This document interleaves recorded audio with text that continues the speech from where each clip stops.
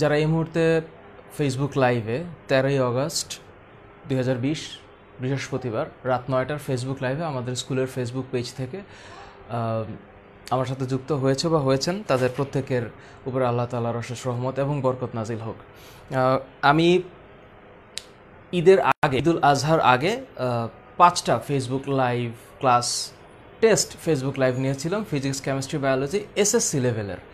এবং সেই ফেসবুক লাইভগুলোতে তোমরা যারা যুক্ত ছিলে, ক্লাসগুলো দেখেছো, আমাদের স্কুলের পরিবারের সাথে তোমরা যারা আছো অনেক আগে থেকেই, আমাকে জানিয়েছো যে তোমাদের লেখাপড়াটায় বা একটুখানি কোনো না কোনোভাবে হেল্প হয়েছে। তো সেই ধারাবাহিকতায় আমি আজকে দুপুর 1টার পরে একটা রুটিন দিয়েছি, যেখানে আমি পুরো অগস্ট মাসে কতগুলো ফেসবুক লাইভ হবে এবং কোন কোন টপিকের, কোন কোন অধ্যায়ের এসএসসি এবং এইচএসসির ফেসবুক লাইভ এর একটা শিডিউল দিয়েছি। এবং সেই ধারাবাহিকতায় আজকের এই ফেসবুক লাইভে বায়োলজি, এসএসসি বায়োলজির 5 নাম্বার অধ্যায়টা নিয়ে আলাপ করার কথা। আর তোমরা যারা এই মুহূর্তে যুক্ত হচ্ছ, তোমাদের সবার কাছে আমি রিকোয়েস্ট করছি বরাবরের মতো, আমি একটু অপেক্ষা করে নিই যে আরও একটু সর্বোচ্চ সংখ্যক স্টুডেন্ট বরাবরের মতো আসলে তারপর স্টার্ট করব। এই যে প্রযুক্তির যেই ব্যবহার এখন হচ্ছে, ফেসবুক লাইভ, জুম অ্যাপের ক্লাস, ইউটিউবিংয়ের ক্লাস, যেভাবেই হোক, বাংলাদেশের সকল প্রান্তের যত স্টুডেন্ট, টিচার এই অনলাইনের মাধ্যমে চেষ্টা চালাচ্ছে, এটার একমাত্র উদ্দেশ্য হচ্ছে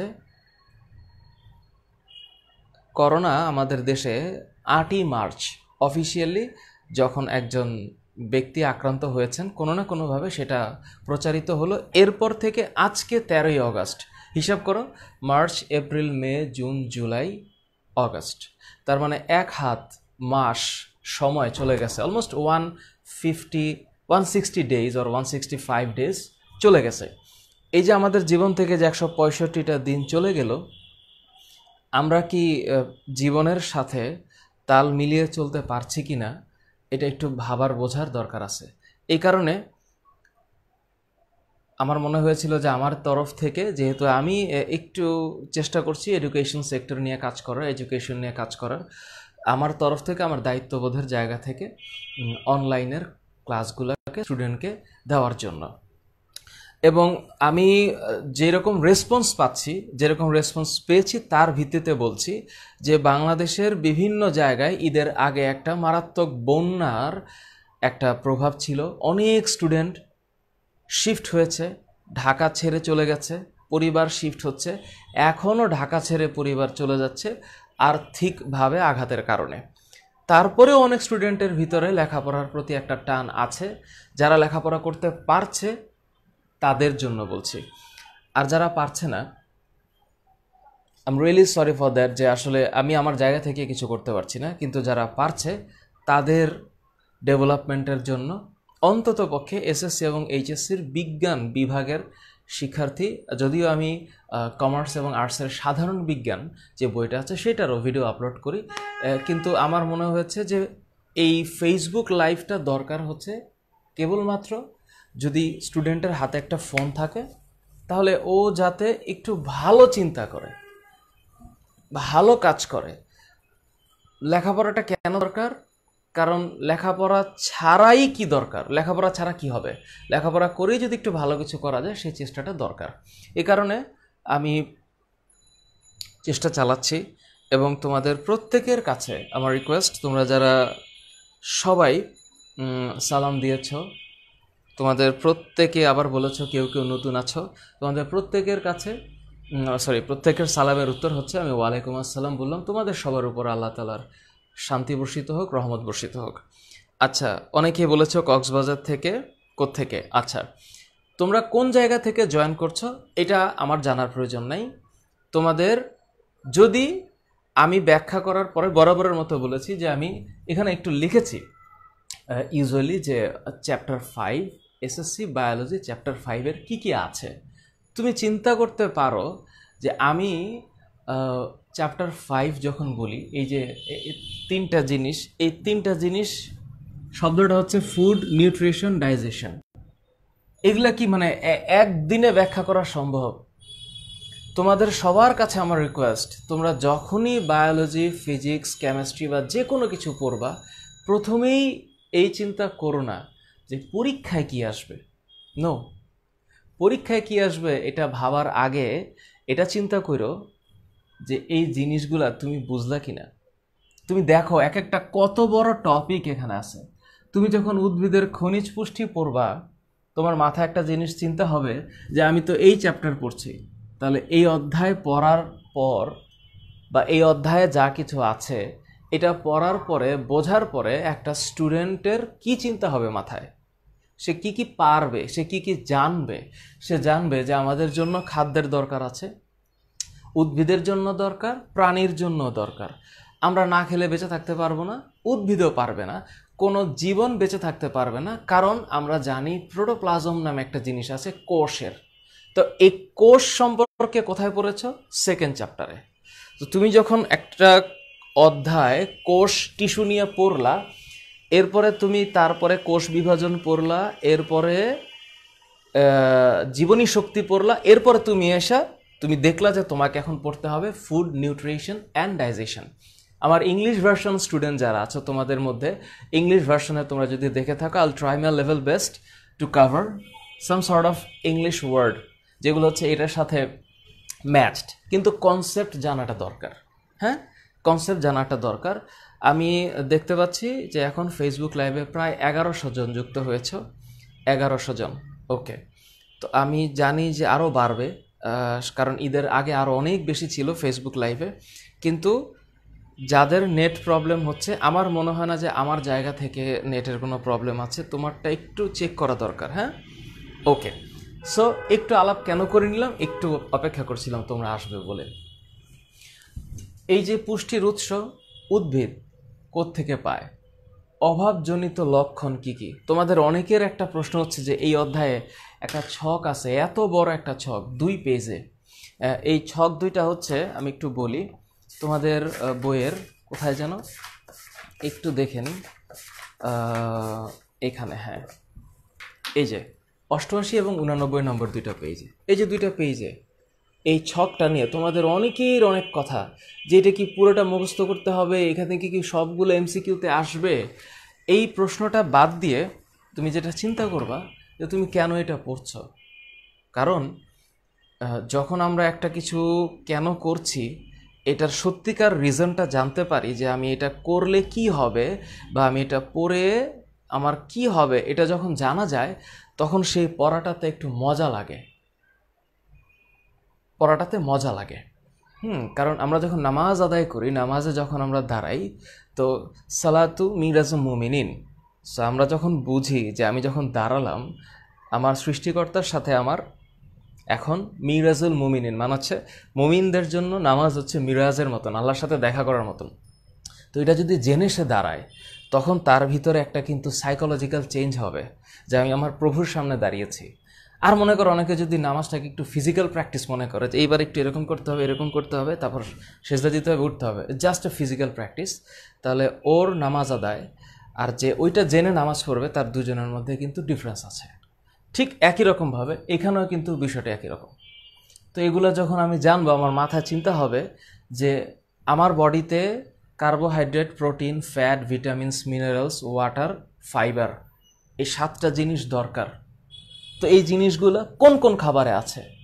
তো যখন আমি ওই খাবারগুলো চিন্তা করব, তাহলে আমার প্রতিদিনের খাবারের মধ্যে কি কি খাবার দরকার, তাহলে সেই খাবার কতটুকু পরিমাণে দরকার, এবং ওই খাবার খাওয়ার পরে আফটার লাইফ, মানে বিফোর, মানে যখন আমার জীবনটা এন্ড হবে এটা তো আমরা জানি না, এই সময়টা বা লাইফ স্প্যানটা আমার বডিটা হেলদি থাকবে। তো মানুষ যখন হেলদি থাকে, এটা আমি শব্দটা হচ্ছে আগে একটু লিখি, হেলথ। এটা এমন জিনিস, যখন এটা ঠিক থাকবে না, এটা যখন ঠিক থাকবে না, এটার যে কষ্ট, এই কষ্ট কারোর সাথে শেয়ার করা যায় না। আনন্দ শেয়ার করা যায়, কিন্তু যখন নিজের বডিতে ডায়াবেটিস হয়ে যাবে, নিজের বডিতে অন্য কোনো ধরনের ক্রনিক ডিজিজ হবে বা অ্যাকিউট ডিজিজ হইতে পারে, বা হয়ে যদি যায়, তখন এইটার কষ্ট কারোর সাথে শেয়ার করা যাবে না। এই সেন্স মাথায় রাখতে হবে। তখন তোমরা পড়বা পুষ্টির অভাবজনিত লক্ষণ, তখন তুমি পড়ছো রাতকানা পড়ছো, গয়টার পড়ছো, কোষ্ঠকাঠিন্য পড়ছো, ডায়রিয়া পড়ছো, ডিজেন্ট্রি পড়ছো, হেলমেন্থিক ইনফেকশন পড়ছো, যেগুলো এই খাবার রিলেটেড। তখন তোমার মাথায় আসবে যে আমি যদি এখন এই খাবারটা গ্রহণ করি বা এই খাবারটা যদি পারফেক্ট না হয় বা পিওর না হয়, আমি যদি হাত না ধুয়ে খাই, তাহলে আমার এই ডিজিজটা হবে। তাহলে তুমি সেফ থাকবা, তোমার হেলথ ঠিক থাকলো, তোমার ফ্যামিলিকেও তুমি বুঝাইতে পারবা। তাহলে এই হচ্ছে রিজন। আমরা কিন্তু পরীক্ষার জন্য পড়বো, that is the different part, but তার আগে we need to take care of our health. তো এই যে আমরা বিএমআর বিএমআই পড়তেছি, এই অধ্যায় আছে না বিএমআর বিএমআই, তোমরা অবশ্যই এটা স্টাডি করছো। তো স্টাডি করে কী লাভ হয়েছে? আমি কি বুঝলাম? আমি বুঝলাম যখন আমি বিএমআর চিন্তা করব, বেজাল মেটাবলিক রেট চিন্তা করব, তখন আমি ভাববো যে একটা ব্যক্তি সে কেমন পরিশ্রমী। সে যদি মডারেট লেভেল পরিশ্রমী হয়, তাহলে এই মানের সাথে 1.5 গুণ করতে হবে। আর যদি সে অনেক বেশি পরিশ্রম করে বা অ্যাথলেট হয়, তাহলে এই মানের সাথে তার 2 গুণ করে তার বডির ক্যালোরি ডিমান্ড কত সেটা বুঝতে হবে। তো এখন ক্যালোরি ডিমান্ড যদি কারো হয় 3000 ক্যালোরি, এর আমি একটু ব্যাখ্যা করবো এগুলা সব। ধরো কারো বডিতে ডিমান্ড হচ্ছে 3000 কিলো ক্যালোরি। এখন কেন এই হিসাব করা দরকার? এই হিসাবটা আমরা যখন মিল নেই, মানে আমরা যখন খাবার খাই, তো আমাদের ব্রেকফাস্ট, লাঞ্চ এবং ডিনার, এই যে আমাদের 3টা খাবার, এই খাবারের টাইমিংটা একটা ফ্যাক্টর। আমরা এই খাবারগুলোতে কি কি খাচ্ছি তা ফ্যাক্টর, এবং এই খাবারগুলো ডিরেক্টলি আমাদের লাইফের সাথে রিলেটেড। কারণ কেউ যদি 3 বেলা ঈদের পরে মনে করো যে কাচ্চি খায়, আর মনে করো মাশাল্লাহ 250 গ্রাম করে মনে করো যে গরুর মাংস যাচ্ছে, তো যাচ্ছে, তো তার অবস্থাটা কি হবে এটার বলার অপেক্ষা রাখে না। তাহলে এটা আমরা কেন জানলাম বা কি বুঝলাম? আমরা বুঝলাম যে আমাদের 3 বেলা মাংস খাওয়াটা অনুচিত। আমাদের ভিটামিনস খাইতে হবে, আমাদের শাকসবজি খাইতে হবে, আমাদেরকে পানি খাইতে হবে, এবং সর্বোপরি খাবার কমায় খাইতে হবে। কারণ বেশি খাবার খাইলে এটা হেলথের জন্য রিস্ক। যত কম খাবার খাওয়া যায় তত ভালো। ওই যে একটা বডি শেপের ব্যাপার আছে না, এরকম একটা ছবি আছে এরকম, যে একটা হিউম্যান বডি যদি এরকম সাইজের হয়, তার মানে এটা তার বুক, এটা তার বুকের পার্ট, এটা হচ্ছে তার পেটটা। কি হয়? এটা ব্রেকফাস্ট, এটা লাঞ্চ, এটা ডিনার। আমরা ডিনারে অনেক খাই, তাহলে পেটের সাইজ এমন হবে। আর যদি মনে করো আমরা একটু উল্টে করি, তাহলে হচ্ছে আমাদের চেস্ট, আমাদের বুকের মাঝ অংশ এবং হচ্ছে নিচের অংশ। তো আমরা যদি ব্রেকফাস্টটা অনেক বেশি খাই, আমরা যদি লাঞ্চটা মডারেট খাই এবং ডিনারটা যদি একদম কম খাই, তাহলে আমাদের বডি শেপটা এমন হবে। এটা একটু প্রতীকী অর্থে ব্যাখ্যা করা হয়। তো আমরা এরকম চাই না আমরা এরকম চাই? তো আমরা যদি চাই যে আমাদের 6 প্যাক হোক, তাহলে রাতের বেলা কাচ্চি খাওয়া যাবে না। আমরা যদি চাই আমাদের হেলথ ভালো থাকুক, তাহলে আমাদেরকে পরিশ্রম করতে হবে। তো এই যে বিষয়গুলা আসতে হবে এখানে, এগুলো পড়ার পরে শুধু পরীক্ষা লিখে দিলে হবে না। ক্লিয়ার? এবারে যদি একটু চিন্তা করি পড়া কি আছে এই চ্যাপ্টারে। অনেকেই বলতে পারে স্যার পড়ান। আরে বইয়ের মধ্যে কি আছে একটু পড়ান। ঠিক আছে, ওরা একটু ব্যস্ত মানুষ, ওরা হচ্ছে যদি এরকম চিন্তা করে যে বইয়ের মধ্যে কি আছে শুধু পড়াইতে থাকেন, তাহলে at the end of the day ওর জীবনে কোনো অ্যাচিভমেন্ট থাকবে না। ওই যে আগে বললাম যে আগে মনে করতে হবে যে এটা পড়ার পর আমি কি চাই। একটু খেয়াল করে দেখো, এখানে একটা কথা আছে না, খনিজ পুষ্টি। এই পেজে, এই যে তোমাদের বইয়ের 86 নাম্বার পেজে, 86 এই চ্যাপ্টারের, এই যে আছে না যে উদ্ভিদের মিনারেল নিউট্রিশন বা মিনারেল নিউট্রিয়েন্ট, এটা কেন? এটাকে খনিজ পুষ্টি বলে, খনিজ পুষ্টি। তো এই যে তোমাদের বইয়ে লেখা আছে যে এখন পর্যন্ত প্রায় 60 অজৈব উপাদান শনাক্ত করা হয়েছে। এর উপাদানগুলা উদ্ভিদের জন্য দরকার। আমরা কিন্তু উদ্ভিদ পড়ছি এখন। এই 60টার মধ্যে 16টা অর্থাৎ 16টা খুবই দরকারির মধ্যে আবার ভাগ আছে। একটা হচ্ছে কি এসেনশিয়াল। তো আমি এটাকে বলছি ম্যাক্রো এলিমেন্ট। বা ম্যাক্রো শব্দটার মানে হচ্ছে মুখ্য, মুখ্য মানে এটা দরকার, এটা এসেনশিয়াল। আর আমি যখন বলবো মাইক্রো, তখন এই যে গৌণ শব্দটা এটা বোঝায় যে এটা খুব একটা এসেনশিয়াল না, বাট মানে এসেনশিয়াল না বলা যাবে না, মানে এইটার তুলনায় কম লাগে।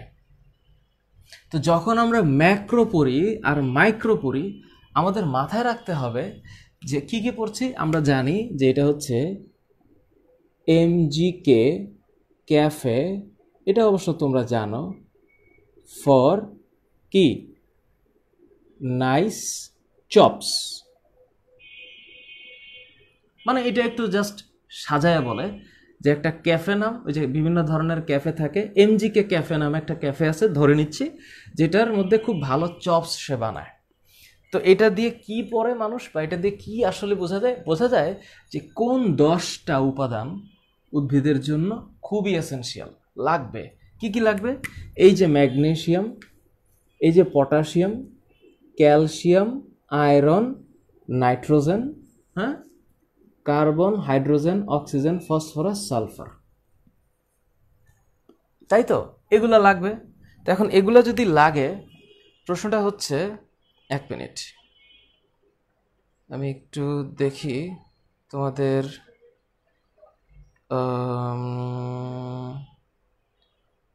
ওকে,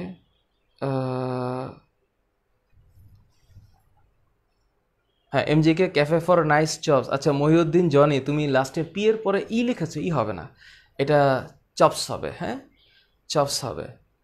ওকে, ম্যাক্রো, ম্যাক্রো, আচ্ছা সীসা আরিয়া, তুমি একটু উল্টা লিখেছো, ম্যাক্রো ভেরি ইম্পর্ট্যান্ট, আর মাইক্রো নট ইম্পর্ট্যান্ট বলা যাবে না, লেস ইম্পর্ট্যান্ট।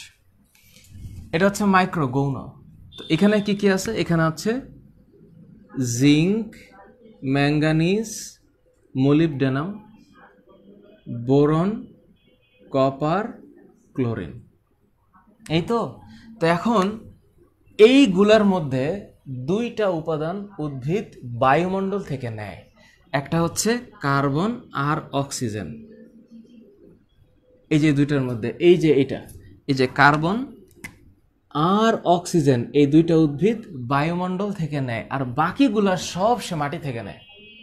তো মাটি থেকে যদি তার নিতে হয়, তাহলে মাটিতে সেই উপাদান থাকতে হবে। তখন এগ্রিকালচারাল সেক্টরে যখন কৃষকরা সার ব্যবহার করে, সেই সার কি কি? মিউরেট অফ পটাশ, নাম শুনেছ? মিউরেট অফ পটাশ, এখানে পটাশিয়াম আছে। TSP, নাম শুনেছ? এটা নাম হচ্ছে ট্রিপল সুপার ফসফেট, এখানে ফসফরাস আছে। এখানে মিউরেট অফ পটাশ মানে কিন্তু পি না, এটা হচ্ছে ক্যালিয়াম, মানে হচ্ছে পটাশিয়াম। তো এই সারগুলো না দিলে উদ্ভিদ ওই মাটি থেকে এই জিনিসগুলা পাবে না। তো আমরা যে ঢাকা শহরে বসে বসে বিভিন্ন বাজারে গেলে সবজি দেখি, এই সবজি কোত্থেকে আসে? ওই যে গ্রামের মধ্যে প্রান্তিক পর্যায়ের চাষিরা ওগুলা চাষ করে বলে রাতের বেলা আমাদের ঢাকা শহরে কারওয়ান বাজারে আসে, কারওয়ান বাজার থেকে এরপরে ভোরে আমরা যখন ঘুম ভাঙে না, তখন ওরা হচ্ছে বিভিন্ন বাজারে দিয়ে যায়। আর সকালে আমরা বাজারে গিয়ে দেখতে পাই যে এভরিথিং ইজ দেয়ার। এই যে everything is there because of those farmers. এই বাংলাদেশ ওই ফার্মার্সরা না বাঁচাইলে বাঁচবে না। তো এই জিনিসগুলো হচ্ছে সেখানে। তখন আমি যখন এটা পড়বো, আবার মাথায় আসবে যে বিষয়গুলো বুঝতে পারছো যে কীভাবে ইন্টার রিলেটেড। সুতরাং এগুলো পরীক্ষার জন্য আসবে। হ্যাঁ, নিচের কোনটি মুখ্য উপাদান, নিচের কোনটি গৌণ উপাদান, এই পরীক্ষা আসলে দিতে হবে, কিন্তু তোমার চিন্তা চেতনা থাকবে ওই পর্যন্ত, এগুলো পারা যাবে। এখন প্রশ্ন হচ্ছে 87 নাম্বার পেজে, তোমাদের বইয়ের মধ্যে এই যে 87 নাম্বার পেজে কিছু কিছু জিনিসের কথা লেখা আছে, যেমন নাইট্রোজেনের অভাব হলে কি হবে। নাইট্রোজেন ছাড়া, এই নাইট্রোজেন ছাড়া তো উদ্ভিদের ক্লোরোফিলই তৈরি হবে না। নাইট্রোজেন আছে, ম্যাগনেসিয়াম আছে, ক্যালসিয়াম আছে, কার্বন আছে, অক্সিজেন আছে, এগুলো ছাড়া, not calcium actually, magnesium, potassium, nitrogen, carbon, oxygen, এগুলো ছাড়া তো ক্লোরোফিলই তৈরি হবে না। তখন ক্লোরোফিলের অভাব হইলে গাছের পাতা হলুদ হয়ে যাবে, এটাকে ক্লোরোসিস বলে, ক্লোরোসিস। শব্দটা হচ্ছে CHLOROSIS। ক্লোরোসিস মানে কি? পাতা হলুদ হয়ে যাবে। কেন? কারণ পাতা সবুজ করার জন্য যে উপাদান ক্লোরোফিল, এটির কারণে তো তৈরি হচ্ছে না। Because there is no nitrogen or there is no magnesium, that is why chlorophyll is not being produced. Clear? কোথায় ভাবতে হবে? তো এখন আমি আবারও বলছি, আমি দেখতে পাচ্ছি এখানে 1300 জন যুক্ত হয়েছে। এই যে 1300 জন যুক্ত হয়েছে, তোমাদের সবার কাছে আবারও রিকোয়েস্ট, এই যে যারা কমেন্ট করতেছ, এই কমেন্ট করার মানে হচ্ছে আইদার তুমি আমার কথায় মনোযোগ দেও নাই, আর শুধু শুধু এই ধরনের হালকা বিনোদনের কোনো প্রয়োজন নাই। এই হালকা বিনোদন জীবনের কোনো কাজেই আসে না। ওই যে রাশিয়া অথবা অন্যান্য দেশ ভ্যাকসিন বানানোর জন্য তৈরি, আর আমরা যতদিন জ্ঞান বিজ্ঞানের জন্য করোনা ভ্যাকসিন জ্ঞান বিজ্ঞানের সামনে যেতে না পারবো, ততদিন আমাদের ওয়েট করতে হবে যে কবে একটা ভ্যাকসিন তৈরি হবে। তো তোমাদের ভিতরে যারা লেখাপড়া করছো, তোমাদের ভিতরে যদি ফেসবুক লাইভে এসে এই ধরনের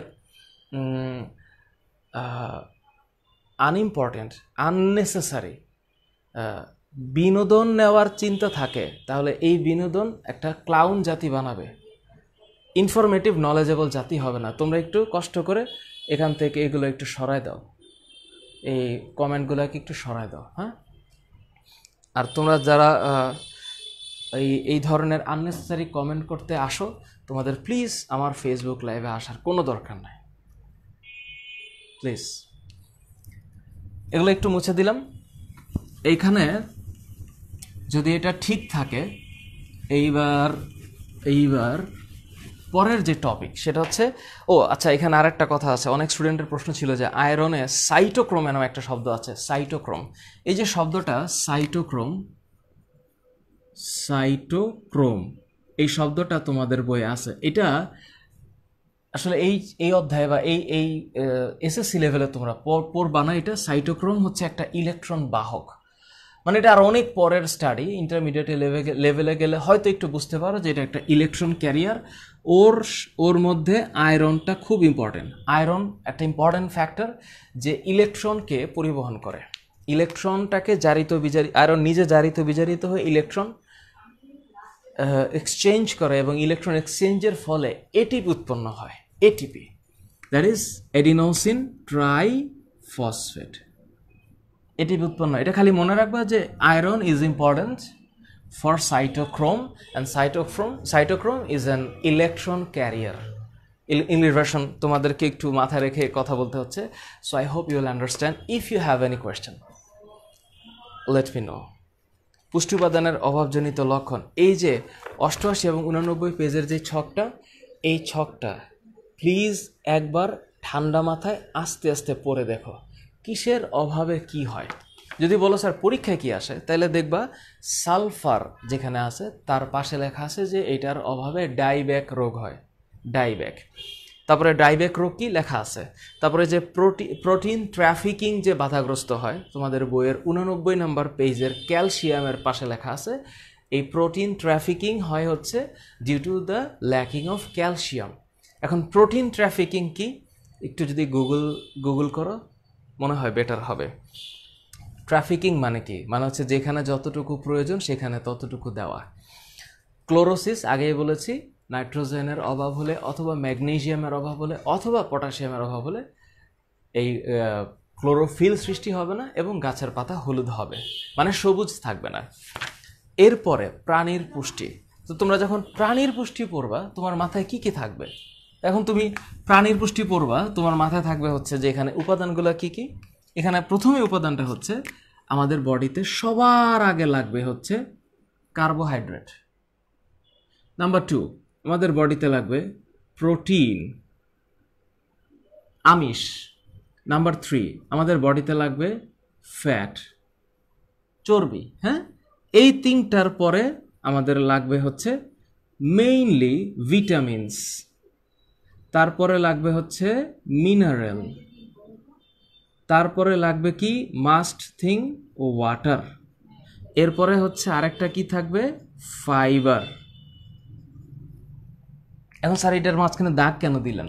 রিজন হচ্ছে কি, এই তিনটা ইজ ভেরি ইম্পর্ট্যান্ট। এটাও ইম্পর্ট্যান্ট, কোনোটাই কম ইম্পর্ট্যান্ট না, কিন্তু ওই তিনটা আমাদের বডিতে মেজর ফাংশন। এখন আমি যদি বলি কার্বোহাইড্রেট কি কাজ করে, মেইন ফাংশনটা হচ্ছে যে এনার্জি। আমি যদি এক শব্দে লিখি, শক্তি উৎপাদন করা। প্রোটিন খুব ইম্পর্ট্যান্ট একটা জিনিস, প্রোটিন ছাড়া তো সেল ডেভেলপমেন্টই হবে না। তার মানে আমাদের body development, cell growth, cell ডেভেলপমেন্টের কাজ করে প্রোটিন। ফ্যাট,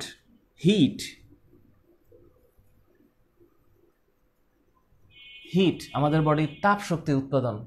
এরপরে ভিটামিনস, ওর কত কাজ। ভিটামিনস থেকে শুরু করলে তো এক রাত পার হয়ে যাবে। ভিটামিনের ভাগ আছে দুইটা, মেজর ভাগ হচ্ছে fat soluble and water soluble, মানে পানিতে দ্রবণীয় আর হচ্ছে চর্বিতে দ্রবণীয়। পানিতে দ্রবণীয় ভিটামিন কি কি মনে আছে? Vitamin B and vitamin C, মানে ভিটামিন বি কমপ্লেক্স। আর চর্বিতে দ্রবণীয় ভিটামিন হচ্ছে vitamin A, D, E and K. এটা হচ্ছে vitamin B and C. Everything is important. Vitamin এর অভাবে কি হয়, ডি এর অভাবে কি হয়, ই এর অভাবে, কে এর অভাবে, বি কেন, সি কেন, এভরিথিং ইজ রিটেন।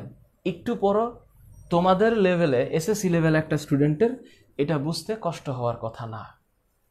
মিনারেল যদি চিন্তা করো, খনিজ, তখন মিনারেলস মানে কি? খনিজ পদার্থ। তো এটার মানে কি? আমরা যখন পড়ি মিনারেল ওয়াটার, তার মানে ওই পানিটা কি শুধু পানি? ওই পানির মধ্যে আরও অন্যান্য অনেক উপাদান দরকার। ক্যালসিয়াম দরকার, ফসফরাস দরকার, সালফার দরকার, কিন্তু হেভি মেটালস না। হেভি মেটালস দরকার নেই। হেভি মেটালসগুলো কি? যেগুলো হচ্ছে আমাদের বডির জন্য ক্ষতিকর, যেমন সীসা, লেড। সীসার নাম তো অবশ্যই তোমরা শুনেছ, যেটাকে আমরা লেড বলি, প্লাম্বাম, পিবি, আর্সেনিক, ক্যাডমিয়াম, এগুলো হচ্ছে আমাদের বডির জন্য হার্মফুল। পানি তো লাগবেই। ফাইবার কেন? কারণ এটা আমাদের বডি ডাইজেশন প্রসেসটাকে ভালো রাখে, পরিপাক প্রক্রিয়াটাকে ভালো রাখে এই ফাইবার। র্যাফেজ, হ্যাঁ। তো এই আঁশ জাতীয় খাবারগুলো আমাদের যে বৃহদান্ত্র আছে, সেই বৃহদান্ত্রের মধ্যে যে পানির পরিমাণ, সেটাকে নিয়ন্ত্রণ করে সেটা শোষণটা করায় ফেলে এবং মলের পরিমাণ বৃদ্ধি করে। কেউ যদি ফাইবারের অভাব হয় বা র্যাফেজের অভাব হয়, তাহলে তার যে রোগটা হবে, মনে আছে, এটার নাম হচ্ছে কনস্টিপেশন, কোষ্ঠকাঠিন্য। মানে এটা যে কি ভয়াবহ একটা বিপর্যয়, এটা কেবলমাত্র মানে যার হয়েছে সেই জানে। সুতরাং এই যে ডিজিজ যখন হবে, এই কষ্ট কি কারোর সাথে শেয়ার করা যাবে? যাবে না। তখন কি করতে হবে? প্রতিদিন, প্রতি মুহূর্তে হিসাব করে খেতে হবে, হিসাব করে আমাদের খাবার গ্রহণ করতে হবে। তা না হইলে কনস্টিপেশন আমাদের অ্যাকচুয়াল ফ্রেন্ড হয়ে যাবে। সুতরাং এগুলো একটু পড়ার দরকার। এরপরে আমি এখানে আসলে ডিটেল বলতে চাচ্ছি না। এই যে তোমাদের বইয়ের কত 90 নাম্বার পেজ, 91 নাম্বার পেজ। এখন যদি বলো স্যার এমসিকিউ কী কী আসে, আমি ডেফিনেটলি তোমাকে বলবো যে তুমি একটু চেষ্টা করে দেখো যে তোমার কাছে কোন কোন লাইনগুলো ইম্পর্টেন্ট মনে হয়। দেখো তুমি 92 নাম্বার পেজে এখানে একটা শব্দ হচ্ছে যে ওই যে মনোস্যাকারাইড, এক শর্করা, দ্বিশর্করা, বহু শর্করা। এগুলা কি? এগুলো হচ্ছে, আমি যখন বলবো মনোস্যাকারাইড, এটার মানে হচ্ছে এক শর্করা। এই এক শর্করার উপাদানগুলো হচ্ছে গ্লুকোজ, ফ্রুক্টোজ। এই গ্লুকোজ, ফ্রুক্টোজ, এখন এই গ্লুকোজ ফ্রুক্টোজটা আবার তোমাদের যদি চিন্তা করতে হয়, আসলে এখানে মানে এইটা যে আসলে কত বড়, এই যে গ্লুকোজ ফ্রুক্টোজ বা এই জিনিস নিয়ে ইন্টারমিডিয়েট একটা চ্যাপ্টারই আছে আলাদা। আমি এতক্ষণ ধরে যা বলছি, ইন্টারমিডিয়েটে একটা চ্যাপ্টার আছে, এটার নাম হচ্ছে সেল কেমিস্ট্রি। সেখানে আছে এই মনোস্যাকারাইড, ডাইস্যাকারাইড, পলিস্যাকারাইড। এই পলি শব্দটার মানে হচ্ছে বহু। এই পলিস্যাকারাইডের মধ্যে আছে গ্লাইকোজেন, এটা মনে রাখতে হবে। তারপরে আছে স্টার্চ, এগুলো সব সেলুলোজ, এগুলো সব হচ্ছে polysaccharide. This are very important. ডাইস্যাকারাইডের কথা বলি, সুক্রোজ হচ্ছে ডাইস্যাকারাইড। যদি মনোস্যাকারাইডের কথা বলি, তাহলে এখানে থাকবে হচ্ছে গ্লুকোজ, ফ্রুক্টোজ, এখন তুমি জানো গ্লুকোজকে বলে হচ্ছে গ্রেপ সুগার, এটা আঙ্গুরে থাকে গ্রেপ সুগার। আর ফ্রুক্টোজকে বলে কি, এটা হচ্ছে ফ্রুট সুগার। সুক্রোজ এটা তৈরি হয় হচ্ছে গ্লুকোজ আর ফ্রুক্টোজ দিয়ে, সুক্রোজ। এই কারণে একটা মনোস্যাকারাইড আরেকটা মনোস্যাকারাইড মিলে এটা ডাইস্যাকারাইড হয়, আর অনেকগুলো মনোস্যাকারাইড মিলে একটা পলিস্যাকারাইড হয়। তো এই এক্সাম্পলগুলো মনে রাখতে হবে। আমরা যে ভাত আলু খাই, রুটি খাই, চিনি খাই, this are all this monosaccharide polysaccharide. আসলে অ্যাকচুয়ালি আমরা যেগুলো খাই ভাত স্টার্চ, চিনি পলিস্যাকারাইড। হ্যাঁ, যদিও মানে এগুলার উপাদান আস্তে আস্তে বুঝতে থাকলে আরও অনেক ডিটেল বলা যাবে, একটু মাথায় রাখো। এরপরে তোমাদের বইয়ের মধ্যে পেজ নাম্বার 96-এ একটা এরকম পিরামিড আছে না, সেই পিরামিড দিয়ে কি বোঝাতে চাইছে? এটাকে আদর্শ খাদ্য পিরামিড বলে। মানে কি? মানে এটা বুঝাইতে চাইছে এই পিরামিডটা এইরকম, এটা এইরকম, এটা দিয়ে বোঝাইতে চাইছে আমাদের দৈনন্দিন জীবনে আমরা যা খাবো তার মধ্যে একদম সবচেয়ে কম থাকবে হচ্ছে ফ্যাট, সবচেয়ে কম থাকবে ফ্যাট। এরপরে আমাদের আরেকটু বেশি খাইতে হবে প্রোটিন, তার চেয়ে বেশি আমাদের খাইতে হবে হচ্ছে ভিটামিন, এবং সবচেয়ে বেশি খাইতে হবে আমাদের কার্বোহাইড্রেট। তার মানে এটা দিয়ে আমাদের একটা গ্রাফিক্যাল প্রেজেন্টেশন হচ্ছে যে আমাদের দৈনন্দিন জীবনে আমরা 3 বেলা খাই বা যাই খাই না কেন, যে খাবারগুলো মুখরোচক এক একজনের কাছে ভ্যারি করে, এক একজনের এক এক ধরনের খাবার পছন্দ। But at the end of the day this is very important to remind that fat should be consumed a little bit, protein তার চেয়ে একটু বেশি, ভিটামিনস তার চেয়েও বেশি, কার্বোহাইড্রেট সবচেয়ে বেশি। তো এখন এগুলো কোন কোন খাবারে পাওয়া যাবে সেটা লেখা আছে, এবং সেই খাবারগুলো তোমার ফ্যামিলির জন্য অ্যাভেলেবেল কিনা, অর্থনৈতিক দিক থেকে, মানসিক দিক থেকে সেটা দেখতে হবে। মানসিক মানে কি, অনেক ফ্যামিলি মনে করে যে অনেক ভালো খাবার মানেই হচ্ছে গোস্ত, বিফ, চিকেন, মাটন, শুনতে খুব ভালো লাগে, বাট তার চেয়েও আরও অনেক বেটার খাবার আছে, উইচ ইজ নিউট্রিটিভ ভ্যালিউসগুলো অনেক বেশি মানে হিসাব করতে হবে। সো একটা ফ্যামিলির অর্থনৈতিক জীবনের সাথে এটা জড়িত। এখন এর পরের যে টপিক, এরপরে অনেকে আবার এটা বলে, স্যার এই ছক কি মুখস্থ করা লাগবে কিনা, 98-99 নাম্বার ছক। আমি তাদেরকে বলবো একদম না। এই ছক মুখস্থ করে কী লাভ? মানে আমরা কি ক্যালোরি হিসাব করে খাই? কিন্তু মানে একদম টু দি পয়েন্ট হিসাব করা দরকার। কার জন্য? যে হচ্ছে নিউট্রিশনিস্ট হবে, পুষ্টিবিদ যারা, তাদের জন্য প্রয়োজন। কিন্তু তো এই জিনিসগুলো তো গুগলেই আছে। সুতরাং ব্রেনের মধ্যে প্রেশার দিয়ে লাভ নেই। আমাদের চিন্তা করতে হবে কোনটা, যে আমরা হচ্ছে হিউম্যানস, আমাদের তাই চিন্তা করতে হবে যেটা আমাকে মেশিন করে দিবে না। এরপরে পুষ্টির অভাবজনিত রোগ কী কী, এটা হচ্ছে এটা। এখন বিষয়টা হচ্ছে গয়টার, রাতকানা। গয়টার কি? গলগণ্ড। এই যে একটা পেশেন্টের ছবি দেওয়া আছে না এখানে, কি মনে হচ্ছে? এই যে এখানে যে তার গলার মধ্যে যে এরকম ফুলে গেছে, বিকজ অফ হোয়াট?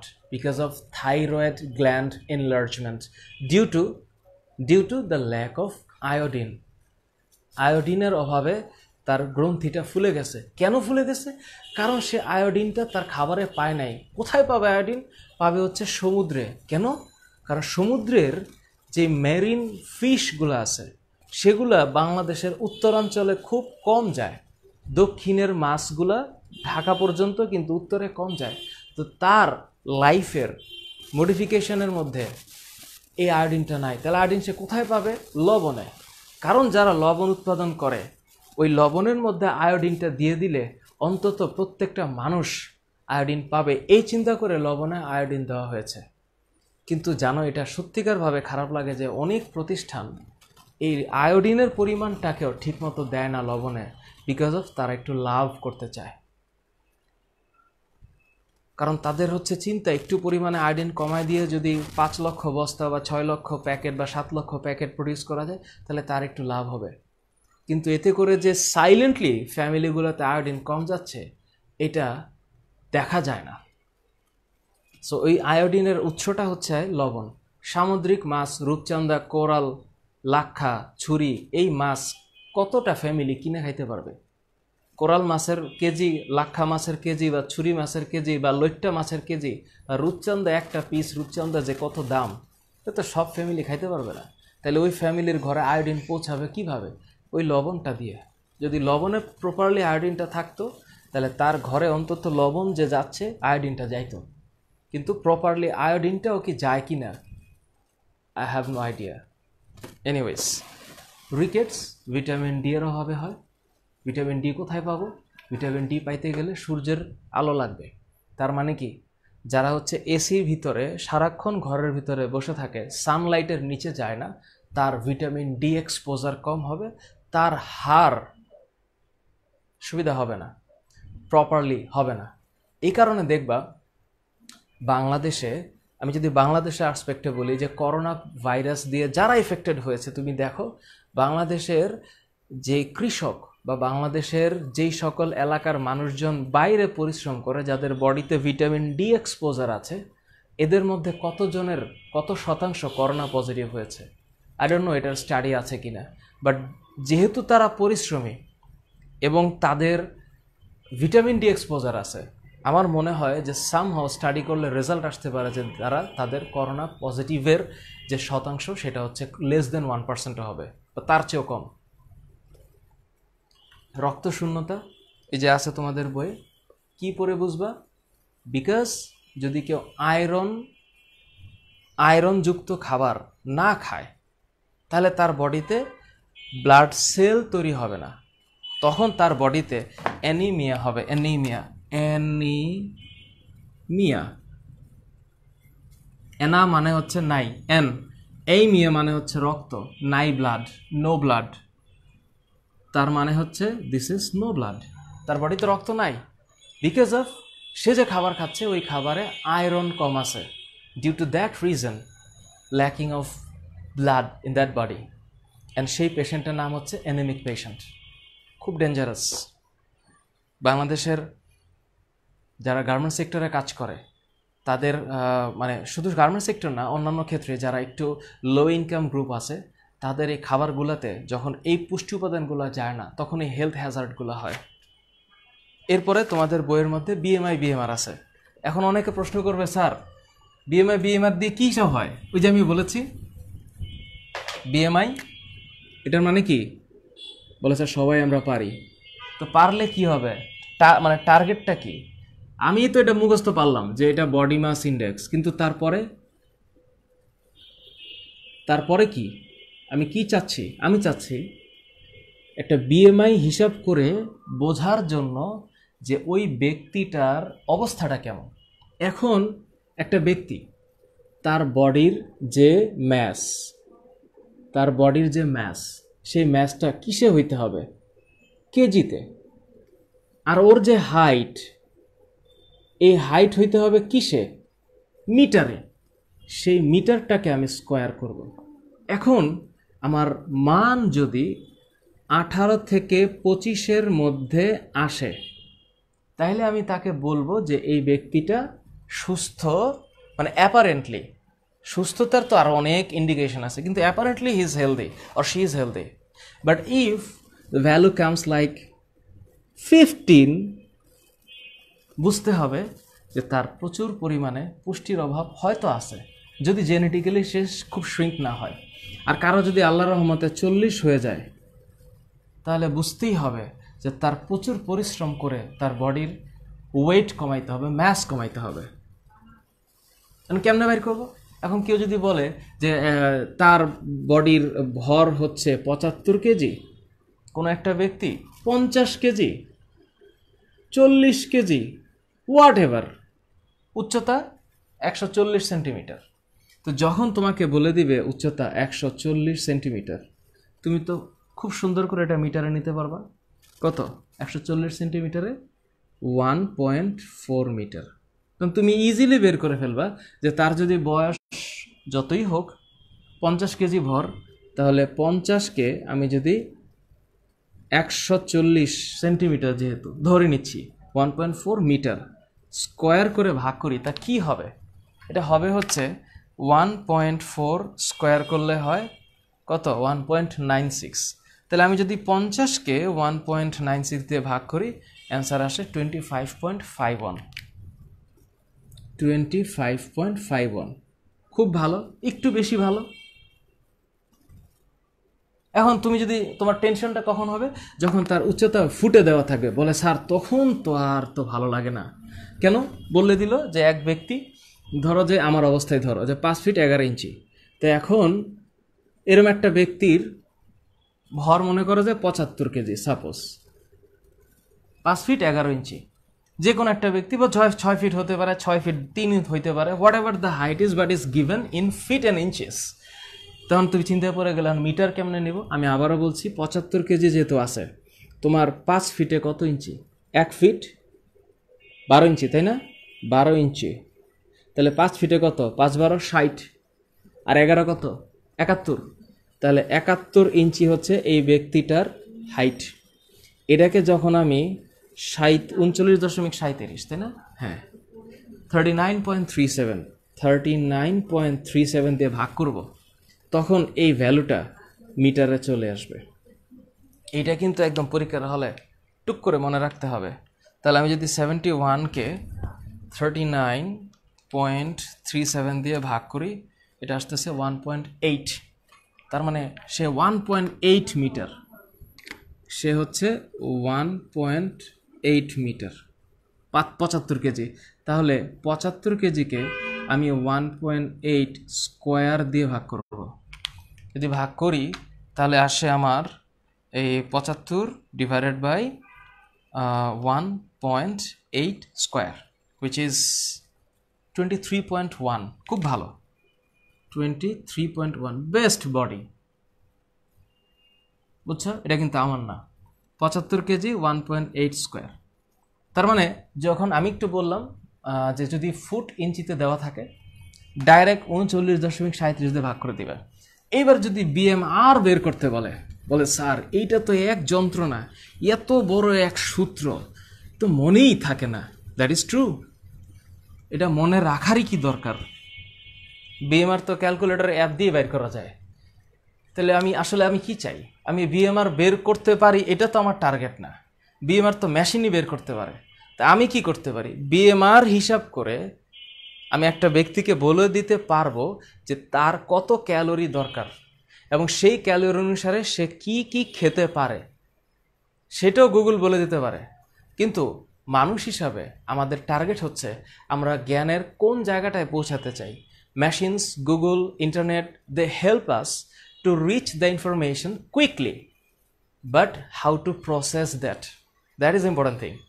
এখন আমাকে যখন বিএমআর বের করতে বলা হবে, তখন আমি বলবো ছেলের জন্য কি, মেয়ের জন্য কি। এখন এই যে বেসাল মেটাবলিক রেট, কোথায় যেন এটাকে হ্যারিস বেনেডিক্ট সূত্র বলে, হ্যারিস বেনেডিক্ট ফর্মুলা, হ্যারিস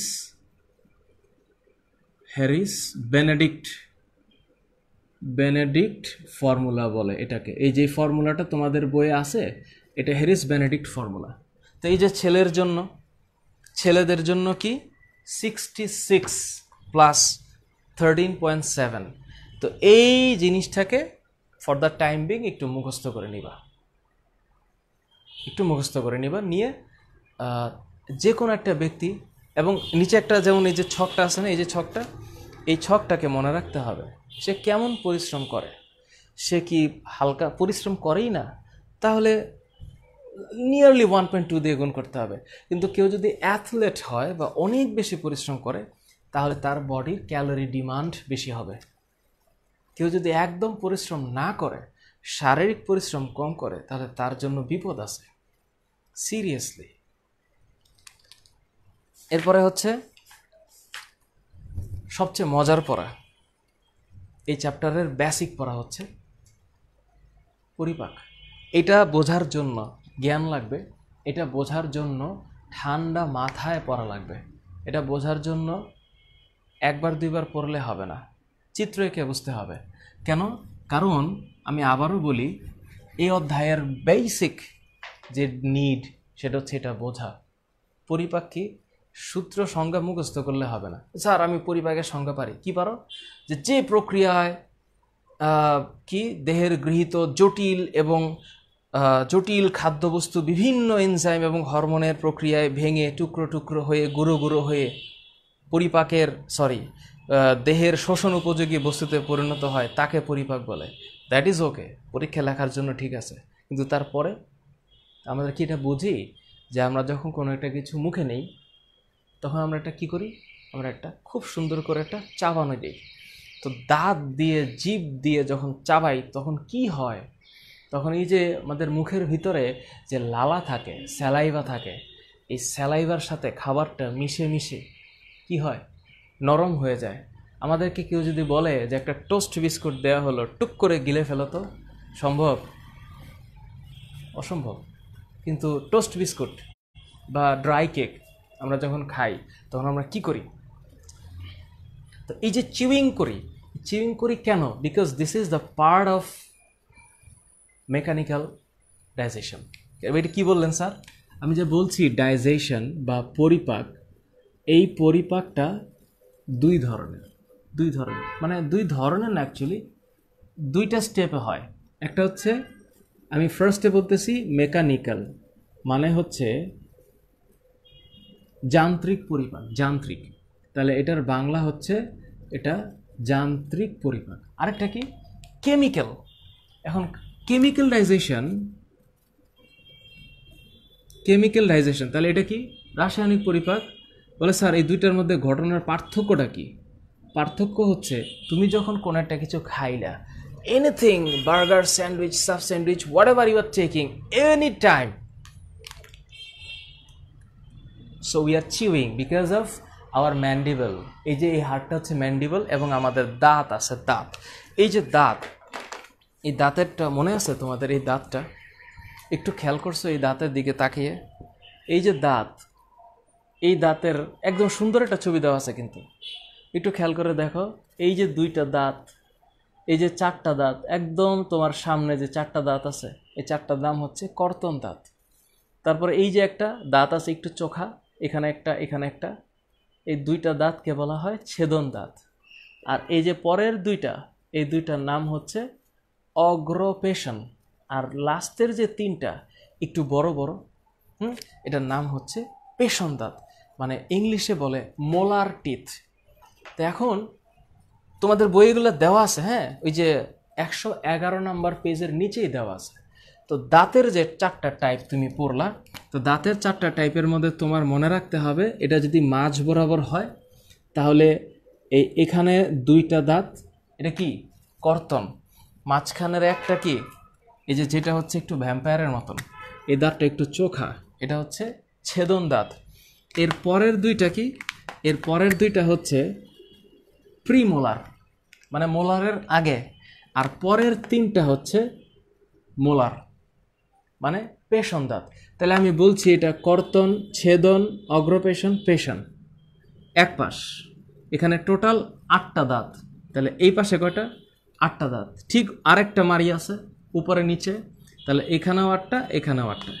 তাহলে এখানে হচ্ছে টোটাল 16টা, এখানেও হচ্ছে টোটাল 16টা, মোট 32টা। এবার অনেকে একটা প্রশ্ন করবে, কি যে বলেন স্যার, আমার আম্মু তো বলে আমার এখনো আক্কেলই হয় নাই। কেন? বলে এই যে লাস্টের একটা দাঁত, এ তো হয় নাই স্যার। আবার অনেকের খুব মানে তিক্ত অভিজ্ঞতা আছে, এই দাঁত ওঠার সময় হাইরে ব্যথা, কি যে তারে ব্যথা দিছে। তো এখন এই যে দাঁতটা, এটা হচ্ছে এই যে বলে এটাকে উইজডম টিথ, একটু মজা করে বলে, কিন্তু অ্যাকচুয়ালি এই দাঁতের সাথে উইজডমের কোনো সম্পর্ক আছে কি না আমি জানি না। কারণ পৃথিবীর সব মেধাবী যারা ছিল তাদের এই দাঁত ছিল কি না এটা একটু টেস্ট করতে হবে। এখন এখানে কি? দুইটা, এখানে একটা, এখানে দুইটা, আর এখানে তিনটা। তাহলে এই যে এই পাশে 8টা, এই পাশেও 8টা, এইটাকে বলা হয় ডেন্টাল ফর্মুলা।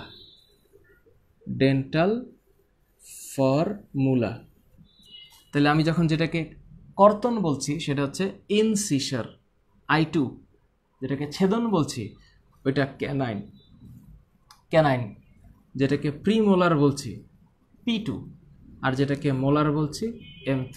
তাহলে আমি এটাকে কি লিখতে পারি? লিখতে পারি I2C1P2M3। এটাই হচ্ছে ডেন্টাল ফর্মুলা, বা এটাকে বলা হয় দন্ত সংকেত। ডেন্টাল ফর্মুলা এটাকে বলা হয় দন্ত সংকেত। এটা একটু খাতা বইয়ের মধ্যে লিখে রাখতে পারো। এখন তোমাদের বইয়ে যে দাঁত দেওয়া আছে, দাঁত দেওয়া আছে, এই দাঁতের মধ্যে আবার কিন্তু খুব মজার ব্যাপার আছে। এই দাঁতের উপাদান, দাঁতের গঠন, এই যে দাঁতের গঠন, এই যে দাঁতের যে উপরের অংশটা, এটাকে বলা হয় ক্রাউন মানে হচ্ছে মুকুট। সো একদম উপরের যে অংশটা, এটাকে বলা হয় হচ্ছে ক্রাউন, মানে দাঁতের মুকুট। সো এটা হচ্ছে CROWN, ক্রাউন। তো সেটা একটু উপরে হবে।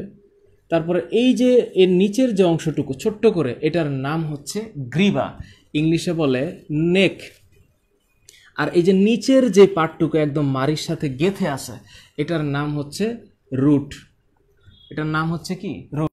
এখন হিসাব করলে এটা ক্রাউন মানে হচ্ছে মুকুট, এটা হচ্ছে গ্রীবা, আর এটা হচ্ছে মূল।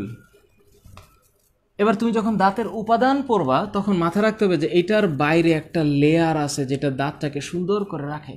এটার নাম হচ্ছে এনামেল। এবার দাঁতের যে ভিতরের মূল উপাদানটা, এটার নাম হচ্ছে ডেন্টিন। এরপর হচ্ছে দন্ত মজ্জা, এটাকে বলা হয় পাল্প বলে। এবং দাঁতের ভিতরের যে ডেন্টিনের চারপাশে যে অংশটা জুড়ে শক্ত করে ধরে রাখে, এটার নাম হচ্ছে সিমেন্ট। এগুলো অবশ্য বইয়ে আছে, তারপর আমি বলে দিচ্ছি। তোমাদের মনে রাখতে হবে যে একটা দাঁতের 3টা পার্ট। উপরে হচ্ছে ক্রাউন, মুকুট, মাঝখানে গ্রীবা, নেক, শেষে মূল বা রুট। তাহলে ক্রাউন, নেক, রুট, CNR। আর একদম বাইরে কি? এনামেল। তার নিচে কি? ডেন্টিন। এরপরে একদম ভিতরে কি? পাল্প। তার সাইডে কি? Cement. So EDPC, enamel, dentin, pulp, cement, crown, neck, root. Important, বোঝা লাগবে। এখন তোমাদের যদি বলো স্যার এগুলো বুঝে কি হবে, হু নোজ, যে তুমি HSCর পরে ডেন্টাল কলেজে ভর্তি হয়ে গেলা, তোমার তো তখন জীবনটাতে শুধু সকালে বিকেলে রাতে দুপুরে ঘুমার সময় খালি দাঁত দেখবা। বিকজ আমাদের দেশে ডেন্টিস্ট যারা আছে, তাদের যে কি পরিমাণ ভ্যালিউ, যে দাঁত যদি কারো সমস্যা হয়, war to go to the dentist. So দাঁতের প্রতি ভালোবাসা হইতে পারে তোমাদের অনেকের। কত সুন্দর একটা দাঁত, ইম্পর্ট্যান্ট জিনিস। যখন ওই যে আবার একটা প্রবাদ বাক্য আছে না, যে দাঁত থাকতে আমরা দাঁতের মর্যাদা বুঝি না। সুতরাং ওই উদাহরণে যেহেতু দাঁত আছে, তার মানে দিস ইজ ভেরি ইম্পর্ট্যান্ট। তো তোমাদের যদি কারো ভালো লেগে যায়, দাঁতের প্রতি ভালোবাসা তৈরি হয়, গো ফর ডেন্টাল সায়েন্স। এখন যদি পরের টপিকটাতে চিন্তা করি, যেটা হচ্ছে এই অধ্যায়ের হচ্ছে মূল অংশ, সেটা হচ্ছে কি? ডাইজেশন। কিভাবে খাবার খাবো আমরা। তো আমি যদি বলি যে এটা হচ্ছে মানুষের, যদি আমি এটা জিহ্বাটাকে চিন্তা করি, এখানে কিন্তু একটা আলজিহ্বা আছে। তো আমরা যখন খাবার খাই, তখন আমাদের খাবারটা কিন্তু কিভাবে আসে? এই যে স্টোমাক, তারপরে স্টোমাকের পরে এখানে যে একটা প্যাচ হয়, এই প্যাচটা কি তোমাদের মনে আছে? এই প্যাচটার নাম কি? ক্ষুদ্রান্ত্র। তো যখন এরকমভাবে একটা প্যাচ হবে, এই প্যাচ, এই ক্ষুদ্রান্ত্র, এগুলো খুব একসাথে থাকে, এদের মধ্যে অনেক ভালোবাসা। তখন এখান থেকে কি হয়?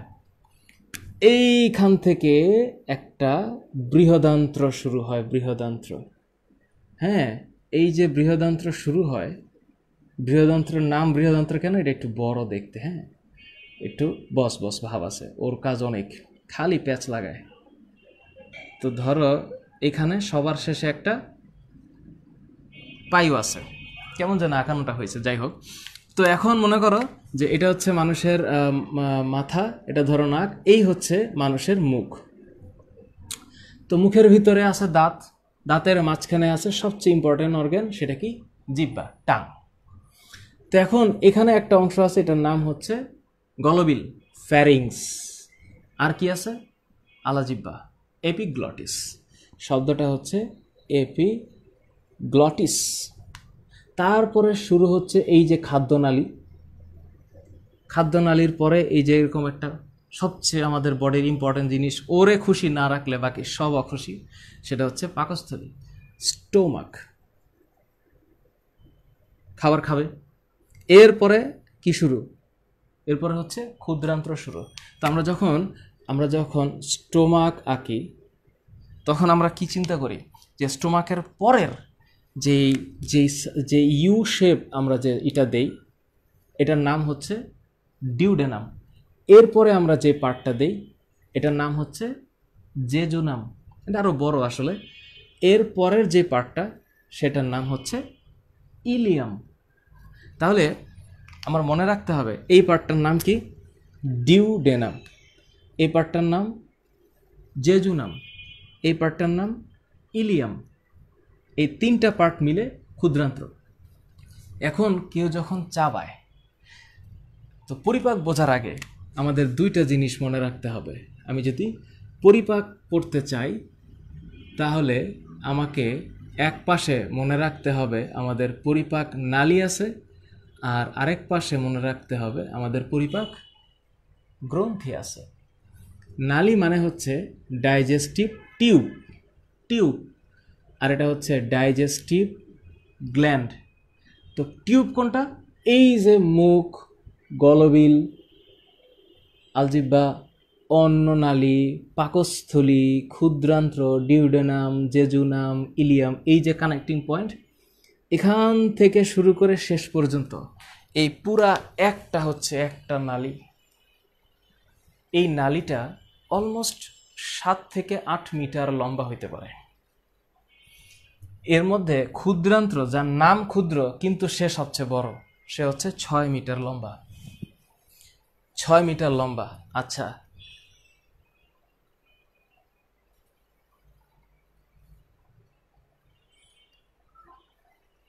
আচ্ছা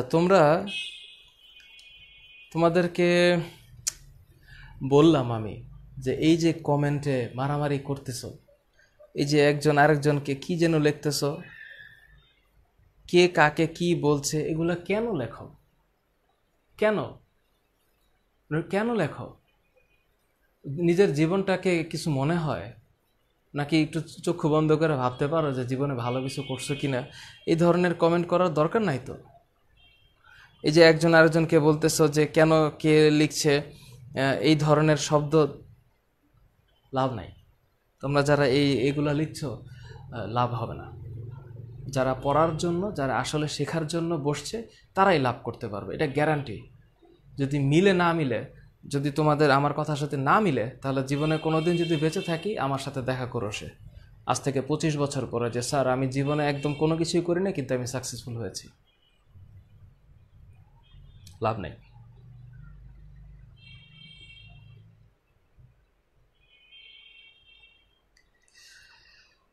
ডিজির ফুল মিনিং হচ্ছে ডাইজেস্টিভ গ্ল্যান্ড। এগুলো বইয়ের মধ্যে লেখা আছে। হ্যাঁ, এগুলো বইয়ের মধ্যে লেখা আছে। এই যে রিয়াদ খান, তুমি যে শব্দটা লিখছ, আমি গ্যারান্টি দিয়ে বলতে পারি যে এই ধরনের মজা করে একটু বাদ দাও, নাহলে তুমি একটু ফেসবুক লাইভ থেকে চলে যাও প্লিজ। নালী, ডাইজেস্টিভ টিউব, এটা ডাইজেস্টিভ গ্ল্যান্ড। আমি আরেকবার মনে করাই দেই তোমাদের মধ্যে, যাদের এই যে কমেন্ট ভালো লাগছে না, কমেন্টটা ধরে একটু ডানে বামে সরাই দিলেই হবে। হ্যাঁ, ওকে। তো এটা হচ্ছে স্টোমাক, ক্ষুদ্রান্ত্র, বৃহদান্ত্র, ডিউডেনাম, জেজুনাম, ইলিয়াম। এখন মজার ব্যাপারটা কি জানো? মজার ব্যাপার হচ্ছে সবচেয়ে বড় গ্রন্থির মধ্যে আছে লিভার। এই যে লিভারটা কই থাকে জানো? এই যে এখানে, মানে এটা এমনভাবে থাকে, এটা আমি আঁকালে অবশ্যই ইসা লাগবে। মনে করো এই হচ্ছে লিভার। হ্যাঁ, এই লিভারে পিত্তথলি থাকে, পিত্তথলি। এই যে এটা। তো এখন আমি যখন এটাকে বলছি এটা হচ্ছে লিভার, আর এই যে পিত্তথলি এটার ইংলিশ হচ্ছে গল ব্লাডার। হ্যাঁ, আর এখানে যে পিত্ত রসটা জমে এটার নাম হচ্ছে বাইল। এই পিত্ত রসের মধ্যে কোনো এনজাইম থাকে না, মাইন্ড ইট। তো এইটা আইসা কোথায় যুক্ত হয় জানো?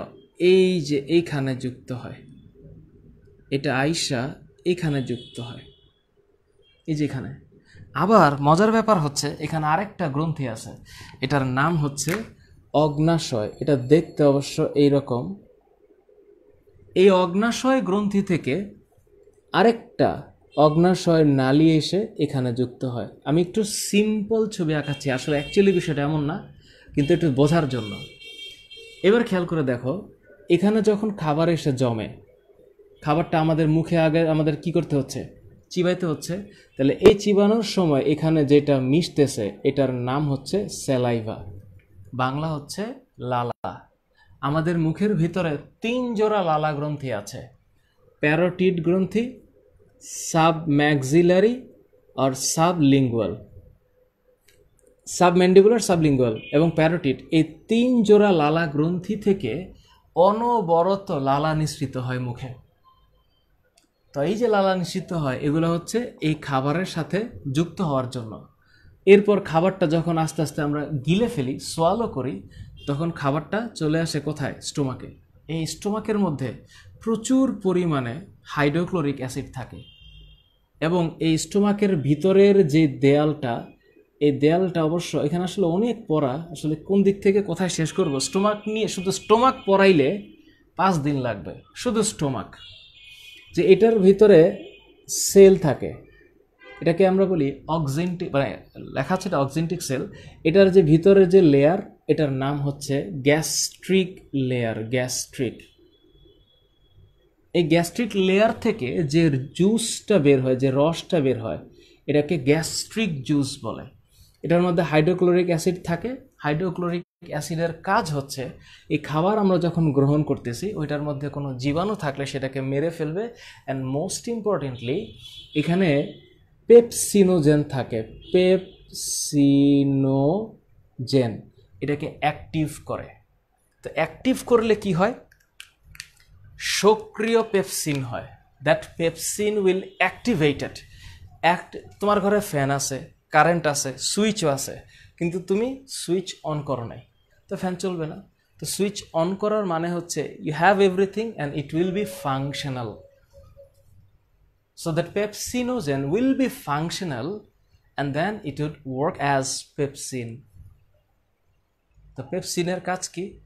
আমিষ ভাঙা ফেলবে। আমিষ ভাঙলে পলিপেপটাইড হবে। এবং মজার ব্যাপার হচ্ছে স্টোমাকের ভিতরে শর্করা এবং ফ্যাট বা চর্বি পরিপাক করার কোনো এনজাইম নাই। মজার ব্যাপারটা কি? পরে যখন ও এখান থেকে যখন এইখানে আসে খাবারটা, তখন এই যে পিত্তরস থেকে, মানে বাইল গলব্লাডার থেকে পিত্তরস যুক্ত হয়, আর এই যে অগ্নাশয়, এটা একটা মিশ্র গ্রন্থি, এটার মধ্যে হরমোন থাকে, এনজাইমও থাকে। এনজাইমগুলো কি কি? খুব ইম্পর্টেন্ট: ট্রিপসিন, লাইপেজ, অ্যামাইলেজ, আরও আছে কাইমোট্রিপসিন, মানে অভাব নাই, আমি 3টার নাম বলছি, বইয়ে আছে। তাহলে এই এনজাইমগুলো কি কি? এনজাইমগুলো হচ্ছে ট্রিপসিন, আচ্ছা বাংলায় লিখি যদি এটা বাংলায় আছে, এটা হচ্ছে ট্রিপসিন, যদিও শব্দগুলো ইংরেজি। ট্রিপসিন খুব মজার একটা জিনিস। ট্রিপসিন, লাইপেজ, অ্যামাইলেজ, এই 3টা কি? এনজাইম। আবার এখান থেকে হরমোনও বের হয়। হরমোনগুলো ইম্পর্টেন্ট। হরমোনগুলো কি কি? ইনসুলিন, এটা কিন্তু হরমোন। তারপরে হচ্ছে গ্লুকাগন, হ্যাঁ, আরেকটা হচ্ছে, আরও আছে আসলে শেষ নাই, সোম্যাটোস্ট্যাটিন, সোম্যাটোস্ট্যাটিন, এগুলো সব হচ্ছে হরমোন। প্রত্যেকটার আলাদা আলাদা ফাংশন। তো যখন খাবার এখানে আসতে থাকে, এখান দিয়ে যখন খাবারটা আসতে থাকে, তখন কি হয়, এই যে এখান থেকে যে রসটা আসতেছে না, এই রস, এই যে পিত্তরস সব খাবারের সাথে মিশে। তো এখানে ছিল প্রচুর পরিমাণে হাইড্রোক্লোরিক অ্যাসিড। মজার ব্যাপার হচ্ছে এই পিত্তরস এটা হচ্ছে ক্ষারীয়। তো আইসা এটা কি হয়, প্রশমন হয়ে যায় এবং শোষণ এবং পরিপাকের উপযোগী হয়। তো খাবারের মধ্যে যখন ট্রিপসিন মেশে, এটা প্রোটিনকে ভাঙা অ্যামাইনো অ্যাসিড বানায়। খুব মজার একটা জিনিস, অ্যামাইনো অ্যাসিড, যেটা আমার বডিতে দরকার, অ্যামাইনো অ্যাসিড দরকার। তারপরে এই যে লাইপেজ, এখান থেকে যে লাইপেজ আছে এটা ফ্যাটকে ভাঙা ফ্যাটি অ্যাসিড আর গ্লিসারল হয়। আর এই যে অ্যামাইলেজ, ওই যে শর্করা আছে, শর্করাকে ভেঙে গ্লুকোজ বানাবে। আমি কিন্তু একদম ইনশর্ট বলছি। কেন ইনশর্ট বলছি? কারণ অলরেডি এইটার ব্যাখ্যা আমি ইউটিউবে দিয়ে রেখেছি। বায়োলজির সব চ্যাপ্টারের ভিডিও আমি দিয়েছি। এসএসসি লেভেলের ফিজিক্স, কেমিস্ট্রি, ফিজিক্সের অবশ্য বাদ আছে, 12 নম্বর অধ্যায় এবং 13 নম্বর অধ্যায়ের কিছু ভিডিও বাদ আছে আমি জানি, কারণ আমার এখন মেইন ফোকাসটা হচ্ছে ইন্টারমিডিয়েটের সিলেবাসটা শেষ করা। ওই জিনিসগুলো আমি এখনও টাচ করতে পারিনি। সো এইটা আমি অলরেডি ব্যাখ্যা করেছি। তোমাদের যদি আরও বিশেষ, আমি আসলে 5% এক্সপ্লেন করতে পারিনি। এখানে যে কত কিছু আছে এটা আমি আসলে এই ফেসবুক লাইভে বলে শেষ করতে পারবো না। কেন? কারণ সম্ভব না। আমি তো তোমাকে মনে করো যে আউটলাইন বলছি, মানে কি বলে, সূচনা বলেছি। এটার যে ভাব সম্প্রসারণ, এটা ভাব সম্প্রসারণ কিন্তু আমি এখনো বলি নাই, কারণ এটা ভিডিওতে অলরেডি ব্যাখ্যা আছে। যে মুখে যখন চাবাই তখন কি হয়, গিলে ফেললে এটা যখন স্টোমাকে আসে তখন কাইম হয়ে যায়। স্টোমাকে কি প্রক্রিয়া হয়, অ্যাসিড আছে, অ্যাসিড কি করে, এরপরে ক্ষুদ্রান্ত্রে যায়, ডিউডেনামে আসে, জেজুনামে আসে, ইলিয়ামে আসে, এরপরে আইসা এই যে এখানে ক্ষুদ্রান্ত্র আর বৃহদান্ত্রের যে একটা মিলনস্থল, মোহনা, এই মোহনায় একটা ছোট্ট জিনিস আছে, এটার নাম হচ্ছে অ্যাপেন্ডিক্স। এইখানে যদি কোনো ইনফেকশন হয় তাহলে এটার নাম হচ্ছে অ্যাপেন্ডিসাইটিস। এবং অ্যাপেন্ডিসাইটিস হইলে যদি সংক্রমণের মাত্রা বেড়ে যায় বা অনেক বেশি হয় বা আগে থেকে আন্দাজ করা না যায়, পেটে ব্যথা হচ্ছে, অ্যাপেন্ডিসাইটিসের ব্যথাটা হবে পেটের ডান পাশে, নাভির ডান পাশে। ব্যথা হইলে যদি এটা আর্লি রিকগনাইজ করা না যায় বা ডায়াগনোসিস না হয়, তাহলে এমন হতে পারে যে অ্যাপেন্ডিক্সটা ফেটে যাইতে পারে। Dangerous situation, death can be the final result. যদিও এটার পার্সেন্টেজ আমি জানি না, কম হবে, বাট অ্যাপেন্ডিসেক্টমি, যেটাকে বলে যে অপারেশন করে অ্যাপেন্ডিসাইটিস কাটা হয়, এই অপারেশনটার নাম হচ্ছে অ্যাপেন্ডিসেক্টমি। অ্যাপেন্ডিসেক্টমি, এই একটমি শব্দের মানে হচ্ছে কাটা, একটমি। তো গল ব্লাডার কেটে ফেলে, গল ব্লাডার অনেকের আছে, গল ব্লাডার কেটে ফেলে কারণ গল ব্লাডারে পাথর হয়। এটা কলেসিস্টেম। এর পরের যে অংশটা আছে, মানে